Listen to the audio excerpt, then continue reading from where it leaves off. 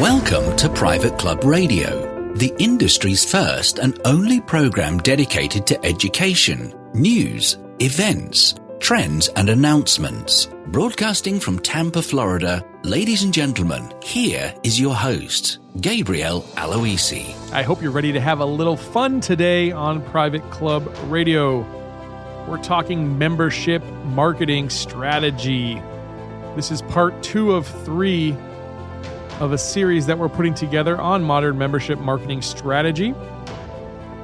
If you haven't listened to episode number 35, stop this tape right now. Stop the tape and go back and listen to episode number 35, which was Membership is Not a Sprint. This is the follow-up to that.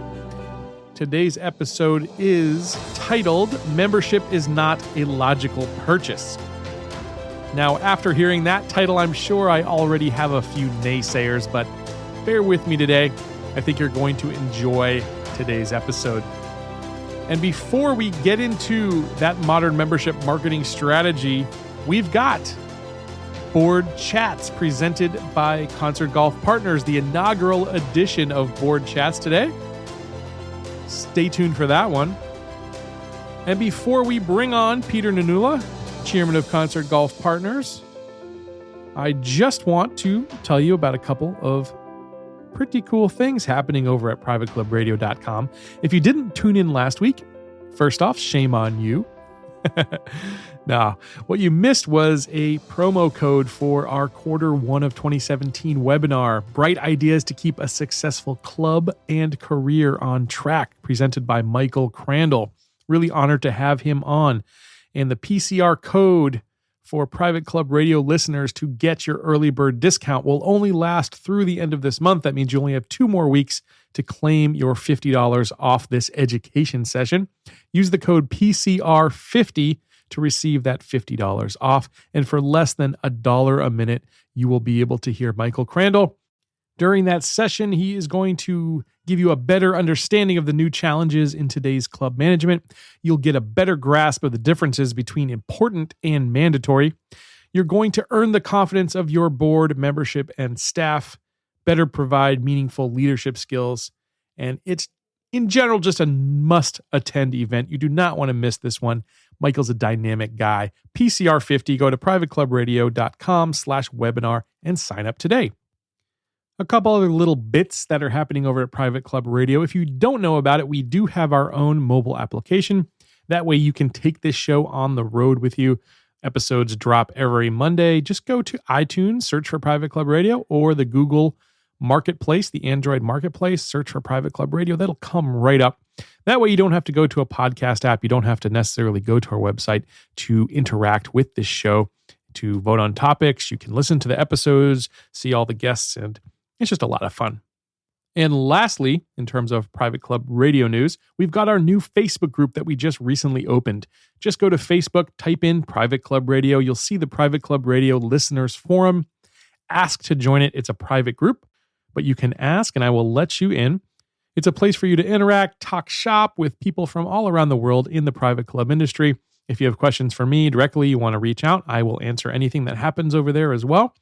And just have a discussion, have some fun, share some ideas, and learn some new things from your colleagues around the world. Private Club Radio Members Forum, just search for that on Facebook. One other bit of news that comes from the Club Managers Association of America. Registration has officially opened for the CMAA 90th World Conference on Club Management and Club Business Expo. It's happening February 7th through the 11th in Orlando, Florida, very close to me, so I'm really happy about it. If you've never been to one of these things, it is really a must-attend event. There's going to be over 80 educational sessions. There is, of course, the expo, where you can meet with all the club vendors and get some new ideas from them. I will be there. We'll be there with Private Club Radio doing some live interviews, so you can come meet me as well. Come out, check it out. Go to cmaa.org, and you can sign up and register for the event.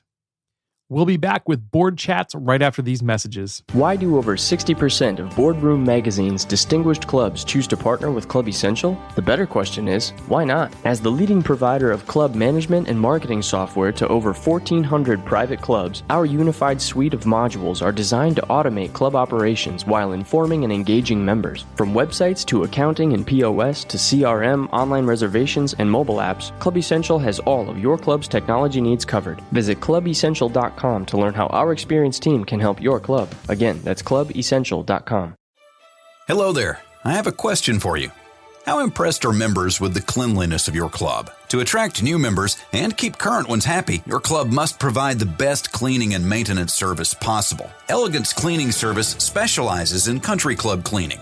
We'll create a custom cleaning program where members can see and actually feel the difference. Don't accept par for the course at your club. Visit clubelegance.net and step up your cleaning game today.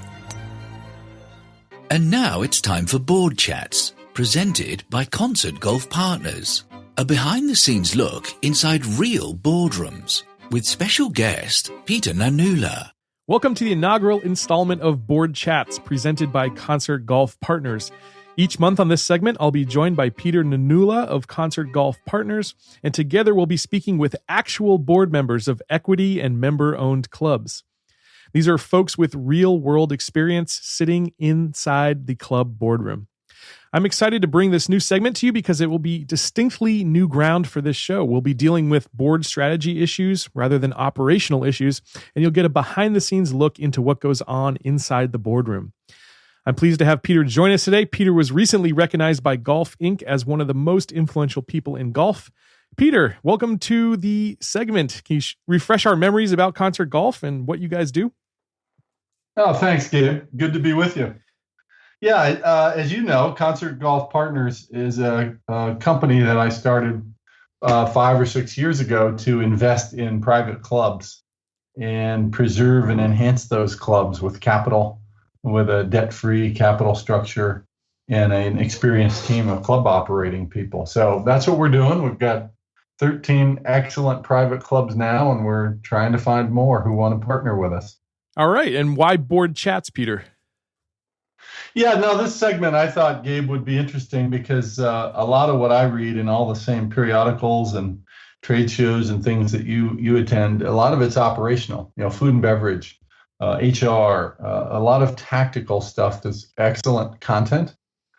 But what I don't hear a lot talked about are the board level strategic issues that I spend most of my time doing. I spend a lot of time in the boardrooms of private clubs like Blue Hill, which we'll talk about today, where you've got 10 to 15 board members who are entrusted with the stewardship of a private club, and they're talking about big picture issues. What do we do for capital? What do we do about our debt? What do we do about investing in the club, and how do we properly pay for that? Those kinds of issues. And having spent some of my career sitting on the boards of actual companies and sitting in the boardroom, I thought maybe we could bring some board level strategic dialogue to augment some of the tactical and operational content we see out there in the industry. Yeah, I love it. When you mentioned this to me, I thought it was going to be perfect for our listeners. Give them something new, something different.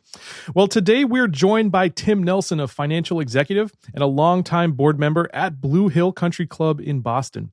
If you don't know Blue Hill, the club was founded in 1925 and has been host to both PGA and LPGA events, most notably the PGA Championship. Tim recently orchestrated a unanimous board and member process to inject fresh capital into his club and reduce everyone's dues. Did I get that right, Tim? You actually lowered everyone's dues while bringing over $8 million into your club? Yes, we did. We actually lowered it by $3,000 a year, which was, believe me, it was a miracle, and our members are still talking about it.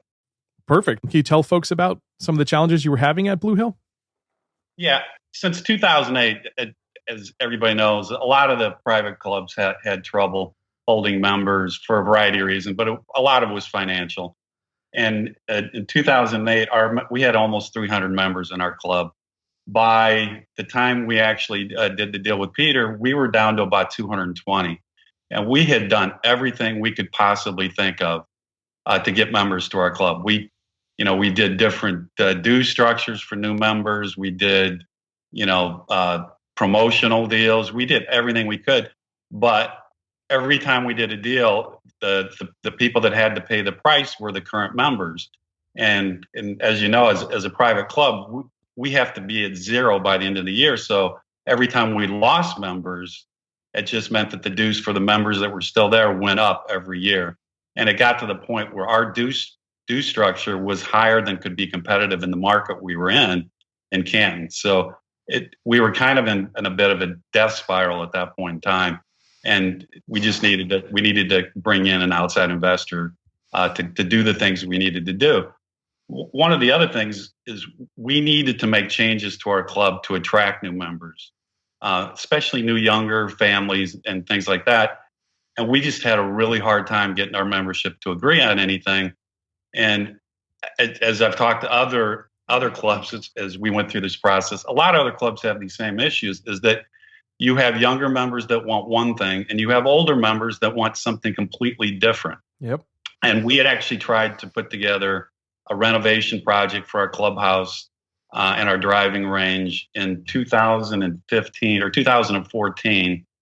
A lot of our older members were against it because it was going to cost money and they didn't see where they were going to use some of the things. And truthfully, by the end of it, it became very ugly. We had arguments out on the golf course, and it just got to the point where we needed to make a tougher decision, and we ended up doing that. What were the board's concerns and what were the dynamics like?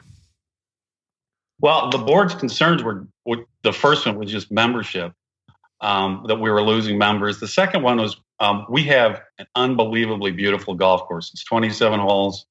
It's one of the nicest golf courses in New England. But our clubhouse needed a lot of work, and we were going to have to put $2 to $3 million into it just to get it back to where it needed to be, and we needed to do a variety of other things.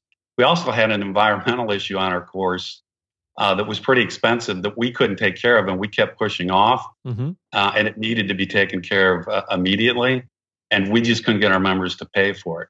So with that sitting out in front of us, we had to finally come and make a big decision that we were going to start talking to outside investors, and we did.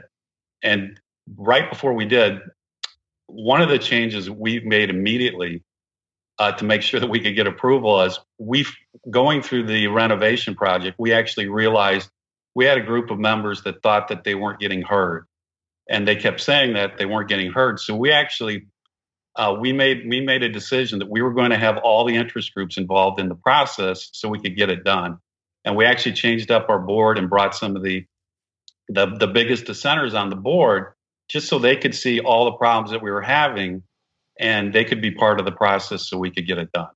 I think that's a really smart solution.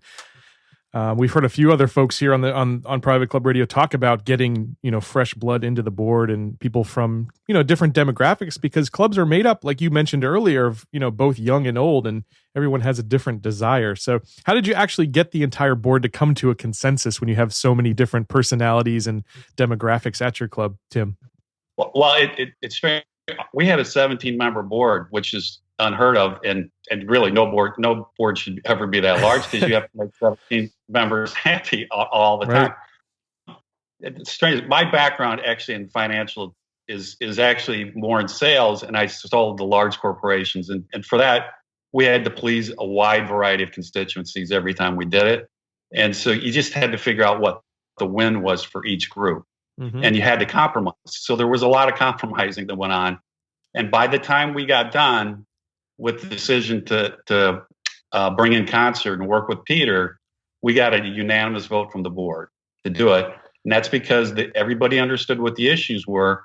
They were all part of the process, of talking to outside investors. They were part of the process to bring Peter on. And when the decision made, it was unanimous to do Concert. And by doing that, we got to bring it to our membership that we had a unanimous board vote. And everything went better after that. What were some of the options that you were considering in addition to Concert, and what made Concert the best candidate for your situation? We had looked at selling 9 holes of our club, and and to see if we could use some of that money. But it turned out our members really like 27 holes of golf, and it's a huge advantage for all of us. So one of the things we looked at, we talked to some outside investors. One of the deals was we had to keep 27 holes of golf. We wanted to have an organization that was a good fit for us, just personality wise, and that they understood what we needed and we understood what they did. And we wanted to make sure we were going to be able to reduce our dues and also be able to get the renovation projects we needed completed. By far, Concert came back with the best offer, not just monetarily, but it was such a good fit. Everybody liked Peter. Peter did a great presentation in front of our group. And believe me, some of them can be difficult. And Peter answered all of their questions. And by the time we finished, I mean, we did a lot of other things too to make sure we were prepared. But by the time we got to the end, it was a unanimous vote by our membership to go with Concert. And believe me, in our club, that is a miracle. And with 17, it sounds like it. Well, it's 17 board members and then 300, or 220 members too. And everybody voted to go and bring in Concert as an outside investor. Wow. So what were your biggest lessons in this process that you can share with other private club boards out there? Well, a couple of things that we looked at. We wanted to make sure we educated our members to make sure that they understood exactly what the issues were before we actually brought them a solution. So one of the things we had tried town hall meetings, and they were a disaster every time because there was always 5 or 6 members that would stand up and just completely disrupt the meeting, and we would never get anything done. So we made the decision to actually do it as a webinar so we could monitor the questions that were coming in and not have people interrupt us as we went through. So we did two webinars. The first one was just to educate where we are, and here are some of the options. One of the options was to assess our membership, and that came back from our members that they wanted to bring in an outside investor. So the second one we did before Peter even got there to do his presentation, we did another webinar, and we went through again why we were doing it, why we were choosing Concert, and we let them ask every question they could possibly ask before Peter got there to do his presentation. We had 150 questions that were sent in as a webinar. Wow. And we answered most of them. Some of them were repeats, but we were able to avoid the ones that were just out of line and that were going to disrupt the meeting. And when we were done, our members thought that was the best thing we ever did, other than bringing in Concert. But they thought that the process that we went through, that they got to understand everything that was going on, that we were completely open with them, and that the decision we made was well-researched and was the right one. That's awesome. Tim and Peter, thank you so much for joining us on this edition of Board Chats. And you, the listeners, if you'd like to learn more about Concert Golf Partners and what they're doing in the private club industry, I invite you to visit concertgolfpartners.com. Join us next month for another edition of Board Chats, presented by Concert Golf Partners. Well, I'm really excited to bring this next piece for you. I call this Membership is Not a Logical Purchase. As I mentioned in the beginning of the show, this is part 2 of 3 of a modern membership and marketing series that I'm putting together. The impetus for this series has really come from the better part of 7 years, me working in the private club industry, trying to help clubs get more members, increase their membership, and retain those same members. So this is my latest idea. Hope you enjoy it. Before I even get into it, just want to say, after you listen to this, please let me know what you think of it. Go to the Facebook page that we talked about earlier in this episode, or just hit me up on privateclubradio.com, fill out the contact form. I would love to get your feedback after you hear what I have to say here in terms of modern membership marketing. So here's part 2. Here we go. Think about the last pair of shoes that you bought. Did you buy those shoes because they had more leather per square inch than their competitor? Or did you buy them because there were exactly 48 stitches per shoe, vastly superior to other brands? Doubtful. More likely, you bought them because they look great on you. They look stylish. They were comfortable. They might impress your coworkers or your friends. Heck, maybe they just filled a gap in your wardrobe for that one outfit you've been dying to wear. We buy shoes just like we buy everything else, for emotional reasons, not logical ones. The logical person would consider how much material we were getting for our money, or the amount of steps we'd be able to take in any given pair of shoes before they wore out. But that's not why we buy them. And even if we did buy shoes for seemingly logical reasons, there would always be an emotional reason behind that one. For instance, you might buy durable shoes to hike in, but the reason you hike is because you want to stay healthy, see how far you can push your body, or for the simple enjoyment of being outdoors and exploring. It's for these emotional benefits that we break out that proverbial checkbook. Any purchase on the luxury side of the spectrum is absolutely made for emotional reasons. Cars, handbags, yachts, watches, jewelry, all those fun things, they're not logical purchasing decisions. Take private club membership. It's not a very sound financial investment. You're probably not going to get any true ROI on your equity membership. Even if you did, there are so many more alternative vehicles that a financial advisor would recommend to you. It just wouldn't make sense. People join clubs for things like camaraderie, to achieve a social status, to give their family a safe and secure environment, to experience exceptional service, and for many other reasons that are not inherently logical. Now, when I look into the marketplace today, most clubs are portraying the wrong things. They're trying to appeal to the wrong psychological motivations. Very few are selling experiences. Most are selling a series of features instead of benefits. Just about every advertising message for a private club that I see are a series of bullet point items. Bullet points are, in fact, the ultimate delivery method of logic. Think about it. Let me know if this sounds familiar to you. It's a description of a country club that I've made up, but it's one I bet you've heard in some form or another before. Here goes. Come visit the best kept secret in Springfield. We offer a championship 18-hole Fazio-designed course, 12 hard-true tennis courts, a modern fitness facility, an Adirondack-style clubhouse, and a 250-seat formal dining room. Sounds like something you heard before, right? Listen, I love Fazio designs as much as the next guy. I truly do. But will I drive 20 or more miles outside my geographical area to join a club simply because it's a Fazio design? I'm sorry, Mr. Fazio, I will not. Does that big dining room offer something different than the club down the road? Probably not. Does the style of clubhouse architecture influence my decision? Unequivocally, no. The list goes on. All things being equal, I'm going to join the club I feel meets my emotional needs and those of my family.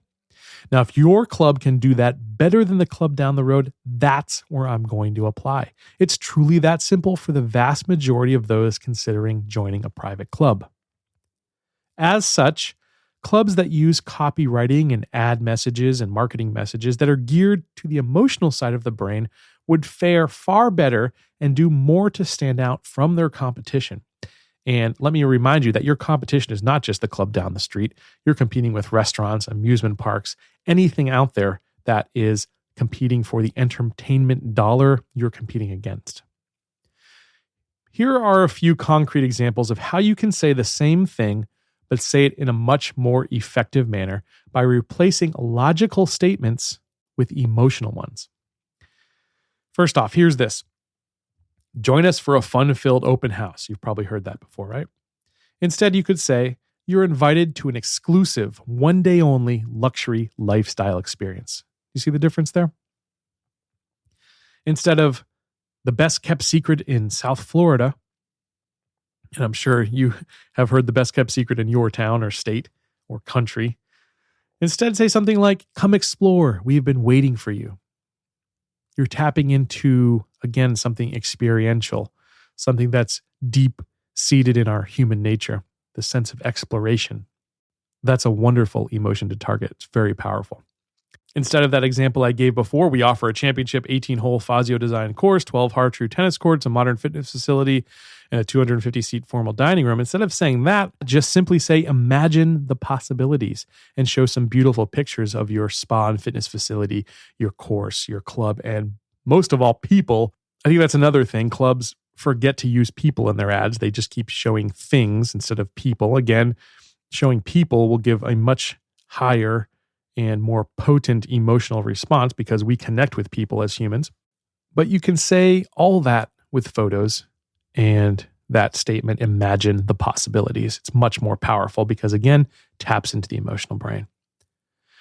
Now, understanding this concept intellectually is one thing, but putting it into practice, that's the hard part. I can almost guarantee you that your brain will try to fight this with every ounce of effort it can muster. Your fingers will beg you to type out that next bullet point list. Something in us just feels if we don't describe every last detail or squeeze in every amenity description, we'll somehow miss out on that perfect member. All I can say is don't give in to that lie. Take a look at Rolex, at Chanel, at Louis Vuitton, at Mercedes, and at every other brand on the luxury spectrum. They're selling an emotion. Study their ad messages and their copywriting style in their literature, on their websites, in their social media. You'll find they focus on things like tradition, passion, prestige, elegance, attention to detail. These are all powerful motivators for those considering big ticket items, and none of those is logical. They're all emotional. So I tell you, fight the temptation to stuff more in and edit yourself past your normal comfort levels. You'll see that prospects will become much more engaged with your message if you do. That's all I've got today for you. Hope you enjoyed this one. I'd love to hear the comments. Join us on that Facebook group. Thanks again to Peter Nanula and Concert Golf Partners for joining us today. Until next week, here's to your membership success. Just because this round is over doesn't mean you can't enjoy the 19th hole. Check out privateclubradio.com for more. Private Club Radio is brought to you by the Private Club Agency, the premier marketing and consulting firm dedicated to helping clubs increase and retain their membership. Visit privateclubagency.com to learn more.